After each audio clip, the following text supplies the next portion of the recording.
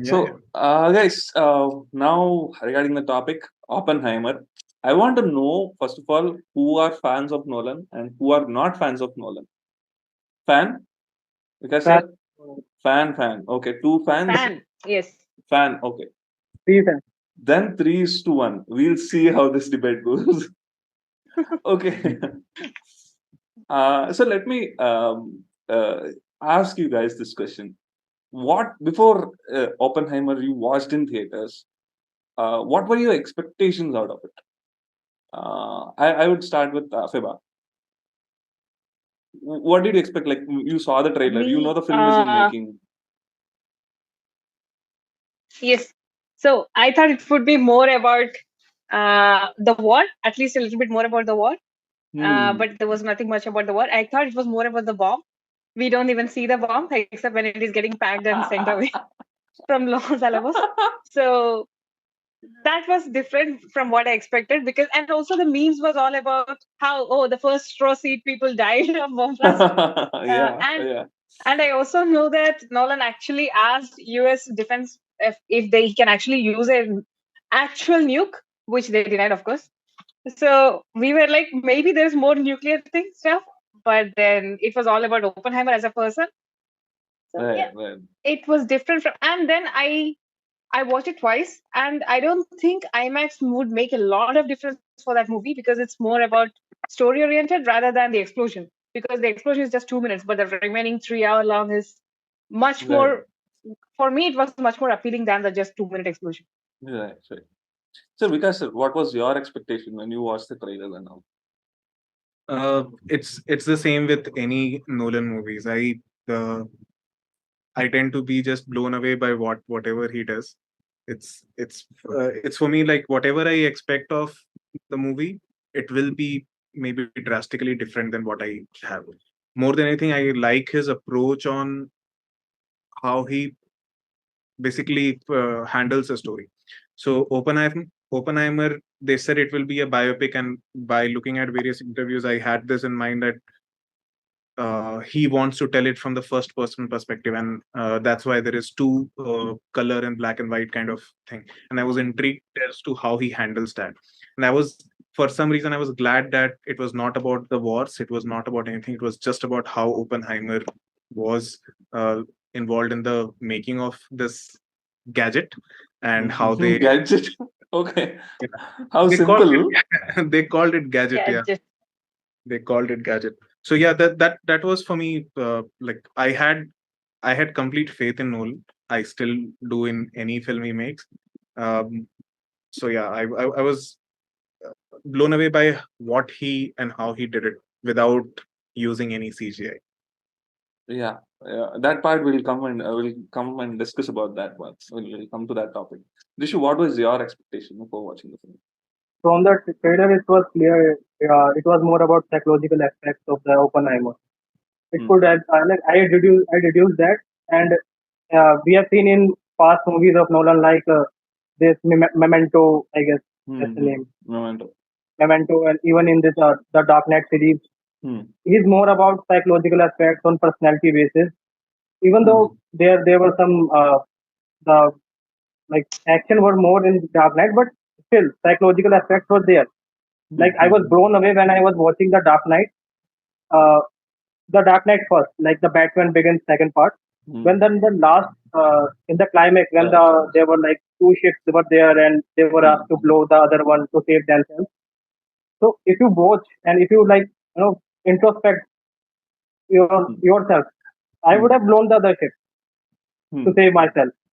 Hmm. So it was psychological. So I was expecting this, but still, yeah, I had some other expectation that there would be some more about wars and other things also. Like we have seen in some like spy movies revolving around World War II. Like we have to Hmm. make this, we have to do that to win the war. But Hmm. it was good. Hmm. It was good. Like it was above the expectation. I Hmm. expected less, but it was above the expectation. It could have been better, but it was good. Right. If you ask me, so I'll tell you what I thought.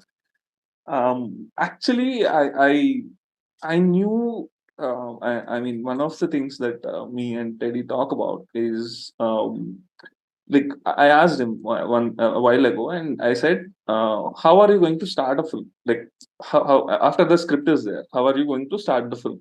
Like, whom you will be going to and say that I'm starting a film and narrate the story to them? Will it be music director? Who is your go-to person?" And he replied, "Sound designer." He's going to start a film with a sound design. That's a very interesting take. I mean, I see the same thing in Nolan as well. When I first saw Oppenheimer trailer, I knew it was all about tech savvy things. I knew it was all about sound, the thud, thud, thud. You know, Yes, uh, yes, yeah. One interesting aspect in the film is that the things that he's feeling inside are told us, saying that ये इनके दिल मतलब he it has hit him so hard that it felt like a bomb inside. To say that, he uses the sound effect, thud thud thud. And I always like, when I saw the trailer, I understood he's going to play a lot with sound. He's going to play a lot with sound. But I didn't expect anything. I didn't expect.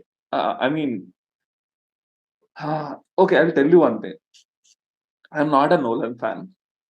I have never been a Nolan fan, and the reason is, um, when I look at filmmakers as a class teacher, and if the class teacher says my class is for front benchers only, and the back benchers, let them go to hell.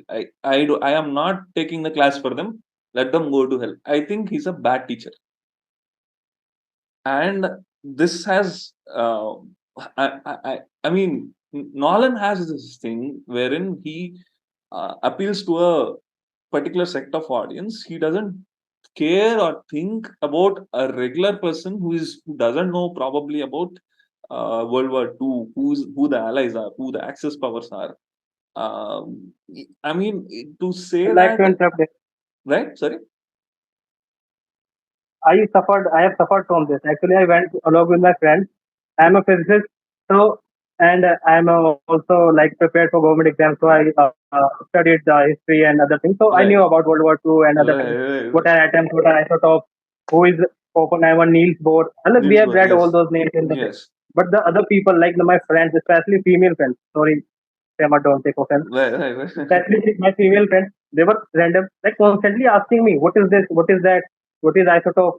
Why is Japan? Why is Russia with USA? Why is not against with USA? So I was Right. like, I feel your pain. Right. So when I get that. See, I get his films. It's not like I when I look at others, when I look at, I'll tell you an incident. In Nellore, in Andhra Pradesh, Tenet screening was stopped. You know the reason why? The reason is they thought first half is being replayed, and the audience shouted that we don't want to watch the second half. If you look at Tenet, what is Tenet second half? It's the entire first half in reverse, right? yes, So yes. yeah, so they thought it's being played again, and they stopped the show. So, and I feel like it's his responsibility as a director to make his story understandable to even that person who walked up and went out of the theater. So if you're failing that, I think you're a bad director. So I am not a fan of Nolan like that. But I understand where he's coming from. I understand all of his films. I mean, to say I enjoy, it's okay. I can appreciate it. Yeah, he's a technically very savvy person. He brings out all technicalities right and bang on, especially the sound, the way he plays with sound and the narration style. I like all those things, but uh, I I I think those are my family members. If I take my family to a Nolan movie, they will be the ones who's going to do this the same thing that people did in Nellore. They're going to stop the screening. So I'm worried about people like that. So that's why I was never a Nolan fan. So zero expectations. But I would like to say one thing here, that I would change the title of the film.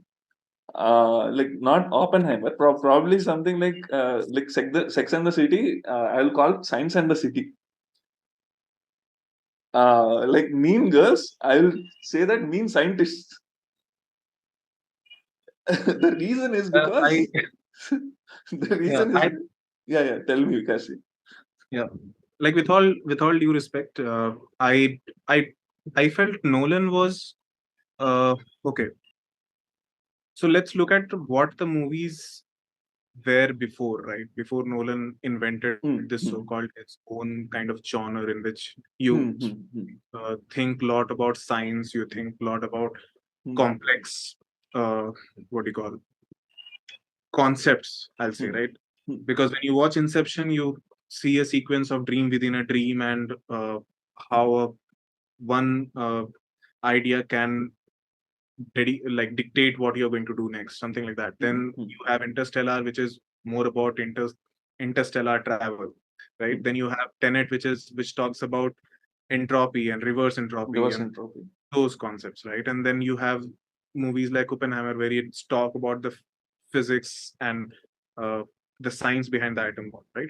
But if you look at these movies, and then you also look at Dark Knight, you also look at Dark Knight Rises, you also look at the Batman Begins, you also look at uh, The Following, which was his first movie, or Insomnia, which was like after following he started.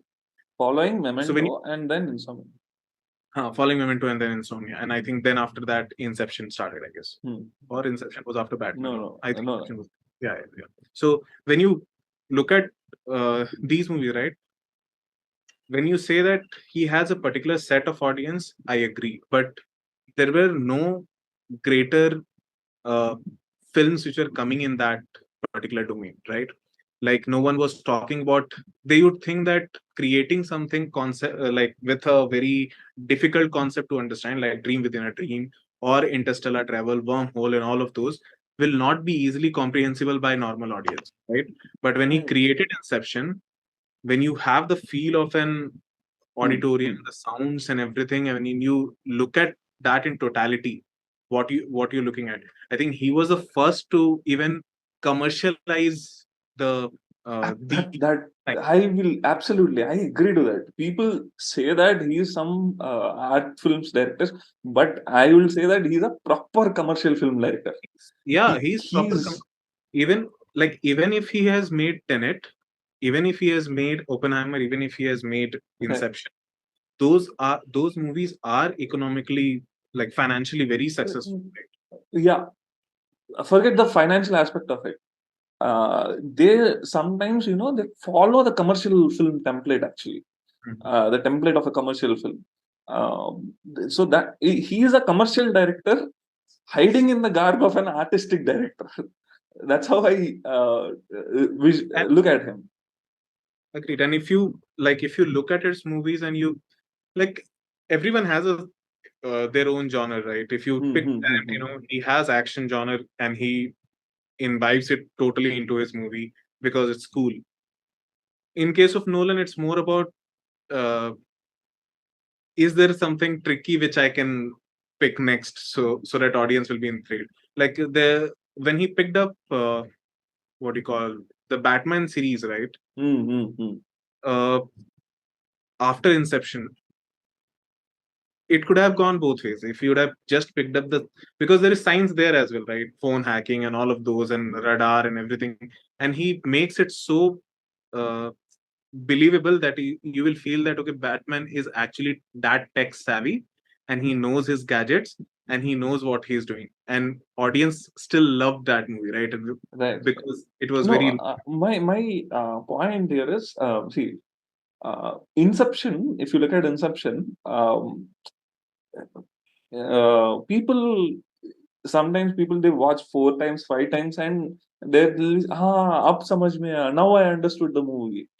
So imagine a class teacher saying that, mere class, whatever I taught, read it 4, 5 times, and then you will be able to understand. How?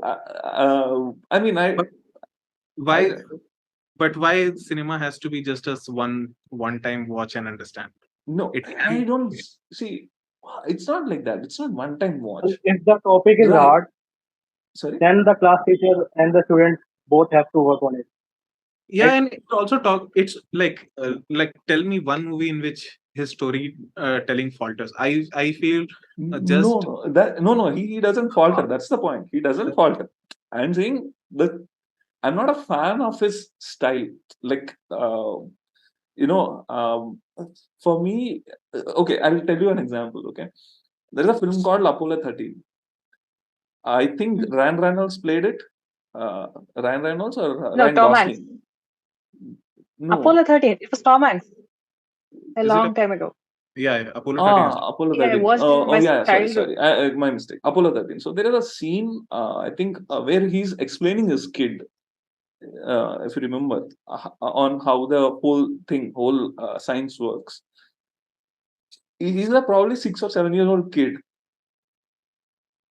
If you're taking as complex as moon landing and stuff like that, and you're explaining and you're able to explain it to a 7 year old kid, I think that's success. Correct. My point is, forget kids, forget audience.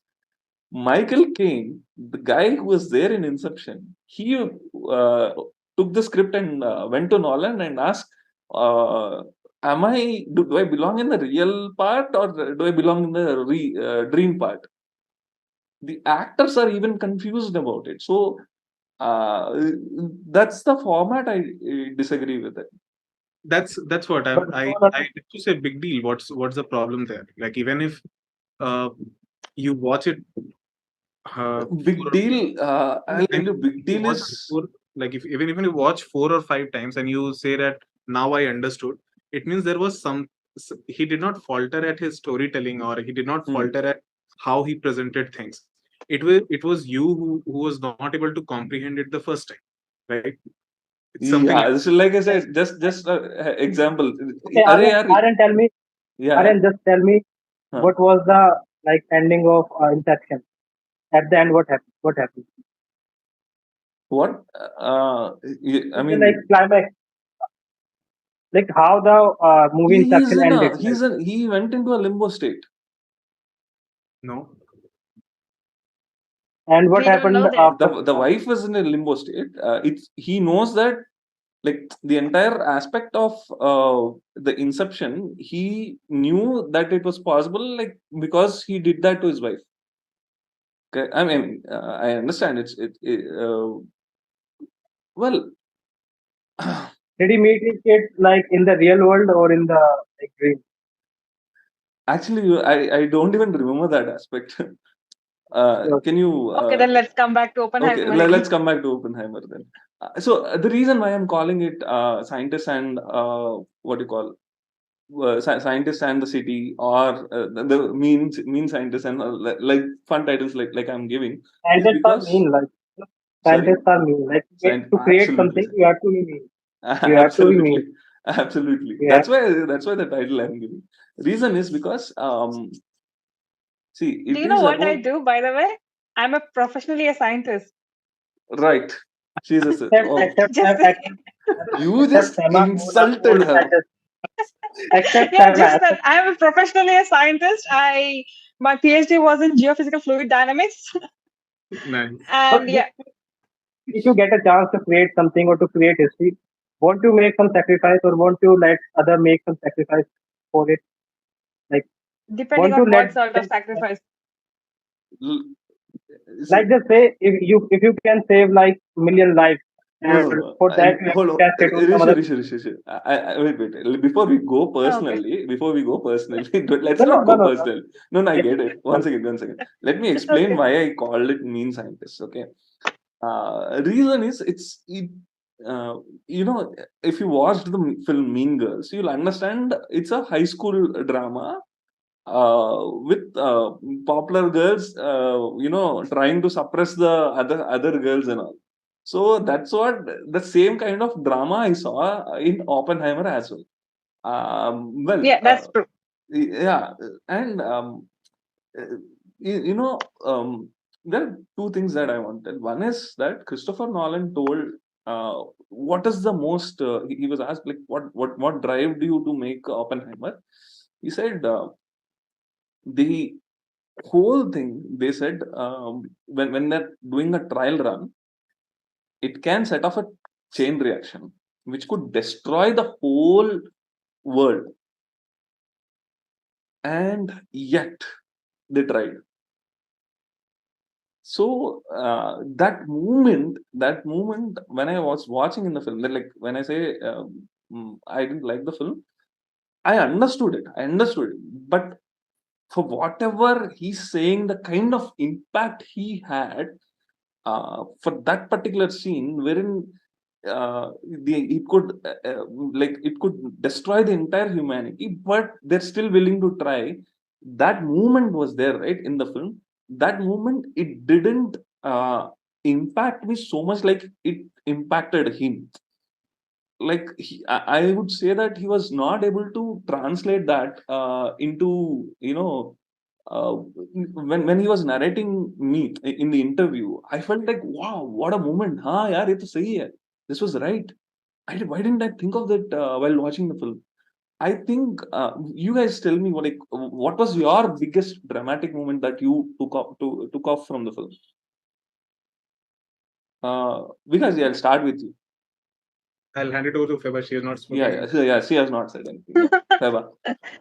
Okay, for me, my favorite moment was when he comes back after the explosion, after hearing that on the radio, and then he comes to address everybody at Los Alamos while saying that, and then he has a background in his head. Right. Because most of why people in academy as in research people love Nolan is because it feels like he understands what we think. Like you said that there is a chance that we could destroy the world. A lot of people do that. You should see people in biology department who create new viruses, which, I know. When I was in university, there was this guy who was creating a new type of cancer cell. I'm like, why? We have enough cancers in the world. We don't need a new cancer. He said that, it's like fighting fire with fire. We are creating a cancer cell so that the cancer cells will affect the other cancer cells and kill the other cancer cells. So basically, if what he did does not kill the other cancer cell, it's like a new form of cancer which never existed before. We have enough problems already. So you don't know how, let's just say, instead of mean, a little bit more crazy scientists can be at times. My title is right. Mean scientist. No. And then it's really hard to explain to other people because, like Oppenheimer says, theory alone will get you only so much. So even if you have equations and derivations, you need experimental thing. For example, there is a CERN lab in Switzerland where a lot of nuclear quantum mechanics works. So there, if you go there, it has to, any small impact that happens there would impact entire Switzerland for centuries. And still people conduct research over there. So Nolan is somebody who understands it. And then there is always this problem of what am I, if, why I like that particular scene is it's inner conflict. Almost all of Nolan's characters have inner conflict inside themselves. Yes. So that is something that, okay. So probably you all might be familiar with the concept of Big Bang Theory. Yeah. Big Bang Theory was discovered by this scientist, and his name is George Lemaitre. And the George Lemaitre was also a Christian church priest, which means he would go to church, and it's very conflicting because you go to church and you say, oh, God created Adam, Eve, and then he comes back and says, God, there's no God, there is Big Bang. So, and he was teaching at a university, and Monday to Friday he would teach at a university about Big Bang, and Saturday, Sunday he would go to church and tell people that to pray to God thing. So I always wondered what was this inner conflict, and he said, if God is what you believe in, Big Bang Theory, the entire concept of, do you understand the concept of singularity? Singularity is like one point and then exploded. It exploded into Big Bang. So that one point could be God. Nobody said God is like this or like that. That one point could be God, which was, but still, I don't know how he managed to do it. For me, that would have been an inner conflict. And Christopher Nolan captures the inner conflict really well. So when he comes back and says that this worked, or he's really happy because he has to say, but he has to live with the consequences of his actions. And people don't always know. Most of the diseases that we know, a lot of diseases are created in the labs, not always inside randomly generated. A lot of people don't know about it. Most of the medicines that we use are not always 100% free. Your theory gives you not even 99%. In that, they say all near zero, but we use medicines which have like 5% error margin. And with that 5% error margin, most of the scientists don't even take their own medicines. If you know biopharma people, they won't even take their own medicine. I won't take antibiotics unless I am really, really sick, and I would take 1 or 2 until I get back. I don't take medicines because I know how things work in the lab. Conduct a session different, like which medicines we should take or we should not. Hold on, we'll ask everything after the interview, okay?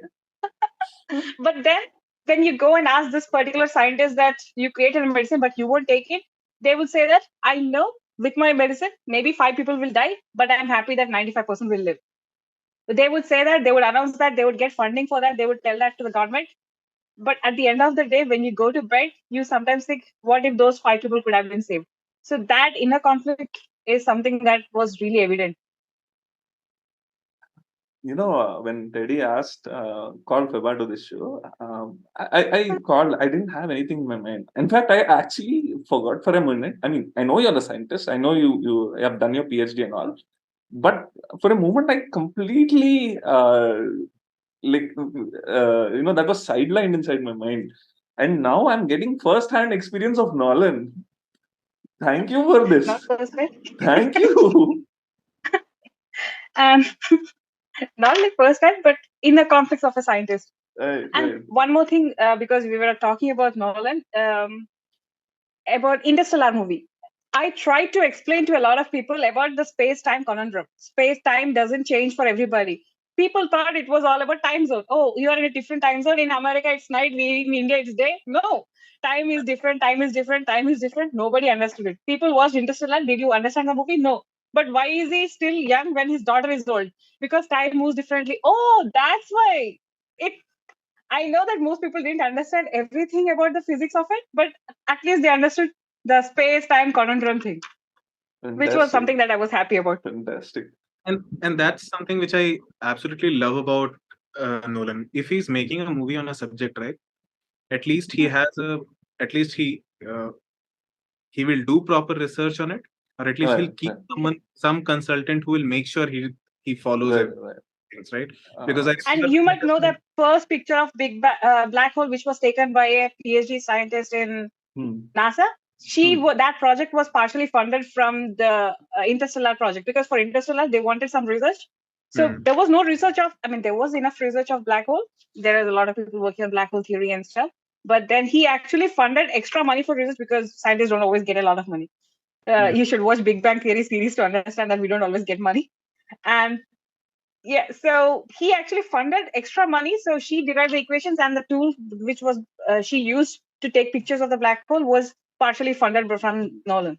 No, not Nolan, his production agency, but related to the movie, which made scientists happy. For Interstellar, I think it was Kip Thorne who was assisting him for this particular scientific part of things, and they, I think, published 4 to 6 papers on around this topic, and also the black hole image, which got popularized so much, that was created while the movie was being, and they thought and partially funded as well. And they said that this is like the most accurate version of black hole pictures which we have till date. So it was, at least he makes sure. So that's what I mean when you are making a movie on Oppenheimer,